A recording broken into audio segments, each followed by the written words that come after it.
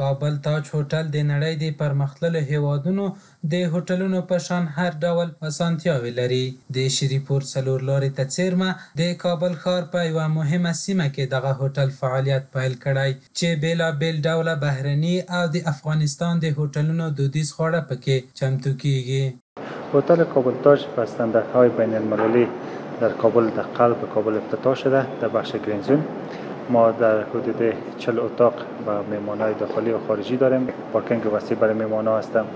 رستوران 24 ساعته داریم که 3 وقت بوفه دارند، صبحانه، چاشت و شام و در این حال منو که میتونن آردر بدن. حوض داریم، سونای خشک داریم، سونای بخار داریم و صبحانه برای مهمانایی که اینجا اتاق میگیرن لاندری و تمام چیزهای سهولتایی که برای مهمانایی که اینجا اتاق میگیرن فری هسته. با انواع و اقسام غذاهای داخلی و خارجی و نوشیدنی‌های سرد و گرم در خدمت همشهریان عزیز میباشیم. این سالن که شما میبینین به نام رستوران زرین است که 24 ساعت فعالیت داره. صبحانه داریم، بوفه است و چاشت هم بوفه داریم و شام هم بوفه داریم. و غیر از که تا این بوفه تکمیل میشه به منیو داریم. مهمانایی که احیانا از بوفه نمیخواین استفاده کنن آردر میتونن بدن از منیو هر نوع غذایی که میخواین که ما غذای خارجی داریم، غذای وطن خود داریم و غذای زیادتر کشورهای مثل غذای هندی بسیار مردم خوش میکنن این غذاها را داریم. از اون میتونن آردر بدن و هر چیزی که دوست دارن میل کنن نوش جان کنن.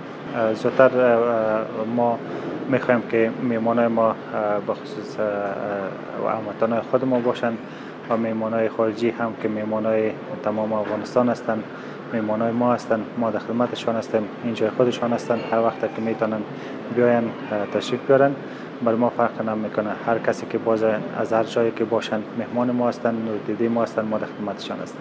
په دغه نوي او عصري هوټل کې د بهرنیو او کورنیو میلمنو د ښې پالنې مناسب اسانتیاوې، د تفریحي او ذهني آرامتیا مجهز وسایل او شین چاپیریال شتون لري چې ډیری بهرني سیلانیان او یو شمېر نور هیوادوال د ډوډۍ خوړلو او استراحت لپاره هلته ځي.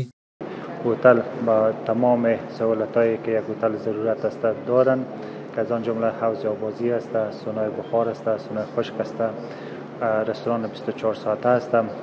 اتاقای استاندارد است که اونا هوای گرم و سرد در هر حالت داشته می باشند که این رقم هتل‌ها بسیار انگشت شمار در حدود 1-2 شاید در افغانستان در کابل باشند که هتل کابل تاج یک از این جمله یک از هتل‌ها هست که میتونه روی از او حساب کنیم که با یک دل پر با یک امید خوب برای مهمانای داخلی یا خارجی داشته باشیم. آدرس از اینجا که از اونا بیاین در هتل سکونت داشته باشن. د یادونې وړ ده چې اوس مهال په کابل ښار کې له نړیوالو معیارونو سره سم نوې ودانۍ په پرمختللې او عصري بڼه جوړیږي. د پانګوالو د شخصي کاروبار د ښه کېدو ترڅنګ یې د ښار په ښکلا هم مثبته اغیزه کړې ده.